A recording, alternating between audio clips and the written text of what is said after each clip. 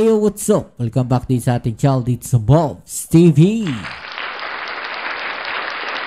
Alright, so tayo nagbabalik-balik mga babayan. At ngayon, pag-usapan natin, no, ito pong isang matinding ginawa ng ating Pangulong Bongbong Marcos. At siguradong pati kayo o maging ang mga DDS mga babayan, no, ay maiiyak po dito sa nangyari na to, no, at talagang sumaludo po ang mga kasundaluhan sa ginawa na to ng ating Pangulong Bongbong Marcos sa isa sa kanilang mga kasamahan mga babayan.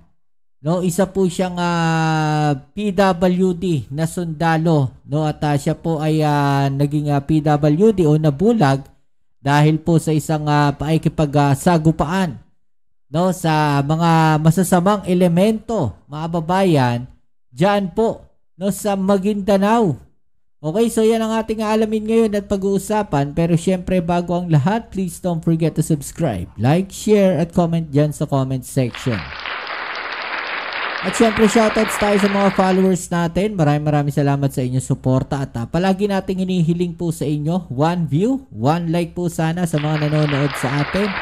Kung kayo po ay nanonood sa ating video ngayon, click naman po ang like button dyan sa ibaba at paki-subscribe na rin po ang ating channel. Napakalaking tulong na po niyan sa atin. Alright? So ito po yan mga babayan. No? Sabi po dito sa balita, no? Saludo Captain Hakuba.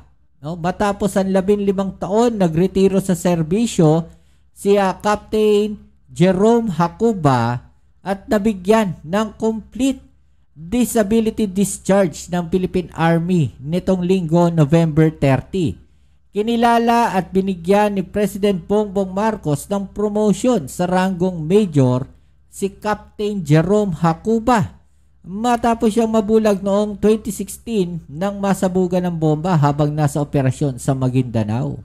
Grabe, no? Kaya saludo tayo, no, sa mga kasundaluhan po natin na nag-aalay ng kanilang buhay para sa ating bayan. No, kaya ito pong mga nananawagan na mga DDS na to na talikuran ng ating gobyerno, sorry kayo. No, dahil ang kanilang loyalty ng sundalo ng PNP ay nasa ating konstitusyon. Wala sa inyo. No, kaya huwag nyo isama, no, yung mga yan sa kaguluhan sa politika. Hindi nyo na magagawa yan. Dahil ang mga kasundaluhan natin ngayon ay matatalino na. Hindi na kagaya dati mga babayan. No, nag-iisip na sila ng maayos. Alam na nila kung ano yung tama at mali. Nakikita nila. No, kung ano, tama ba yung gagawin natin na yan?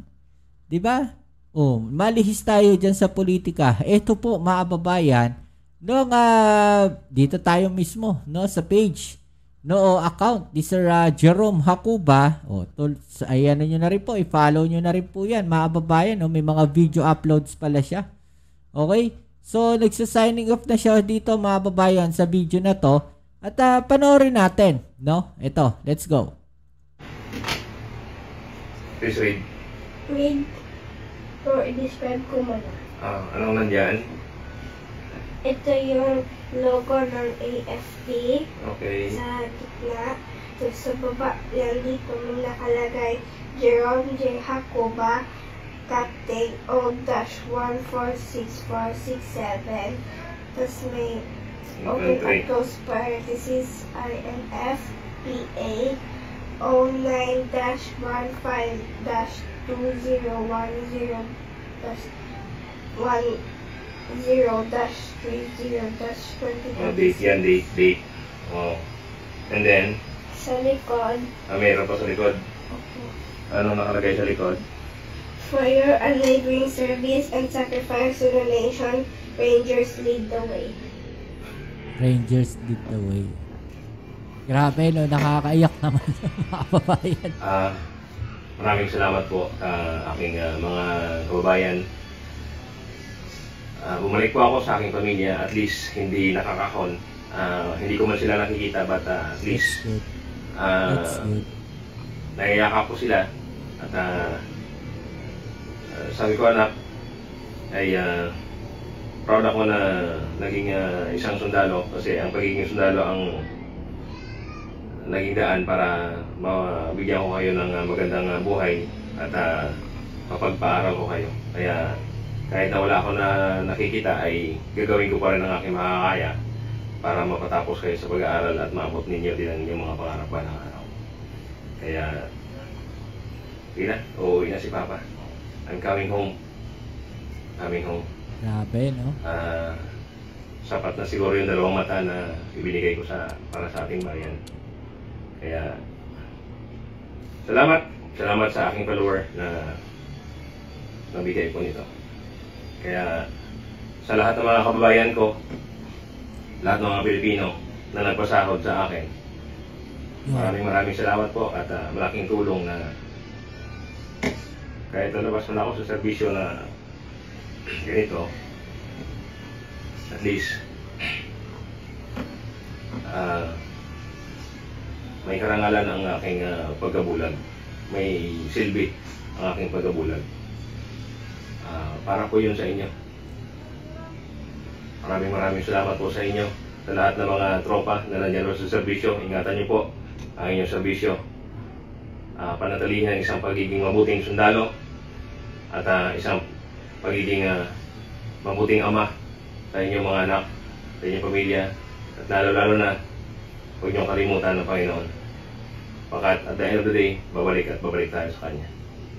So, with that, maraming salamat po sa inyo, sa lahat ng aking mga naging classmates, simula sa ROTC, sa CSE, Metalas Class 25-2010, sa POTC Class 36-2012, sa OPC Class Lakandiwa Class 63-2014. Maraming salamat sa inyo.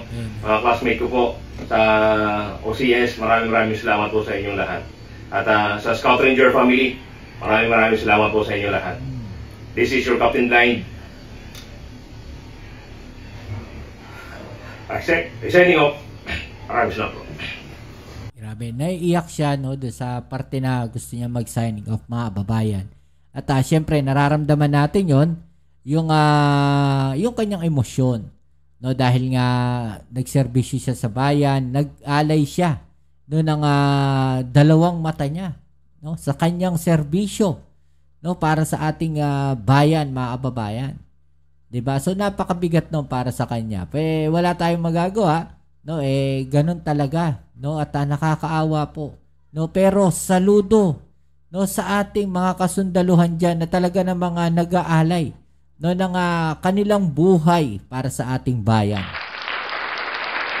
Alam nyo, hindi sapat ito mga palakpak natin para sa kanila. Importante talaga yung suportahan natin sila. At ito nga, yung ginawa ng ating Pangulong Bongbong Marcos. No, ito po ang kanya naging mensahe para po dito kay Sir Jerome Hacuba, mga babayan. No, ito po.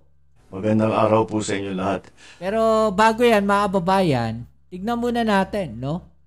Yung mga reaksyon ng tao. No, meron po naghaha. Ayan, mga babayan, no? Check nga natin gaano karami ang mga yan.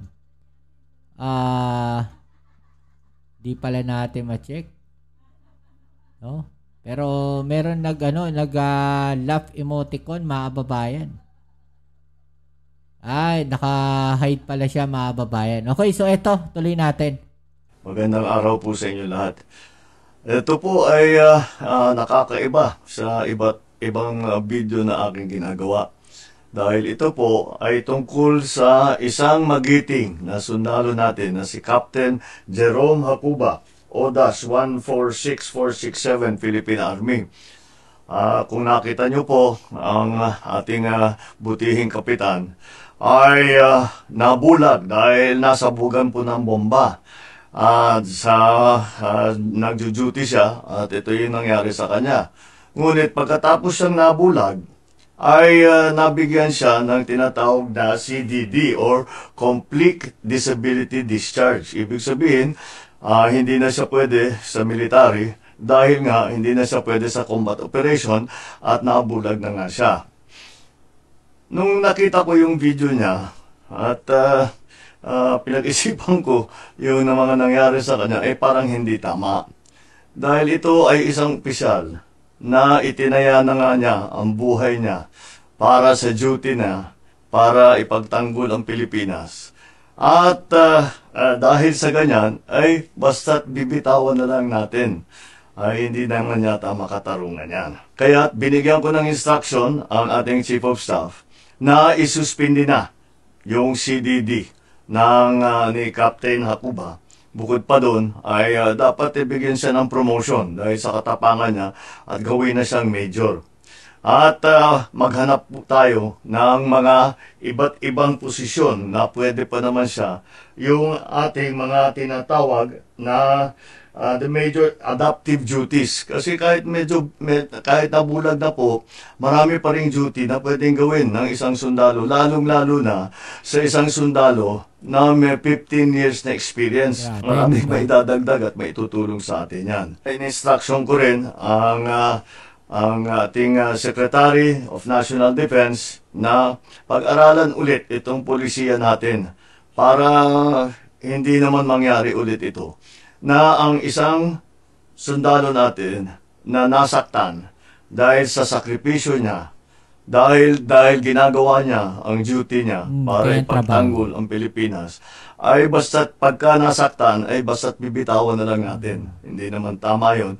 Kaya gagawa po tayo ng bagong polisiya sa CDD sa lalong madaling panahon. Ito ay para sa lahat ng ating mga sundalo na dahil sa ka-duty nila sila ay nasaktan, sila ay nagka-injury, ay dapat naman patuloy din ang ating pagkilala sa kanilang katapangan at sa kanilang sakripisyo.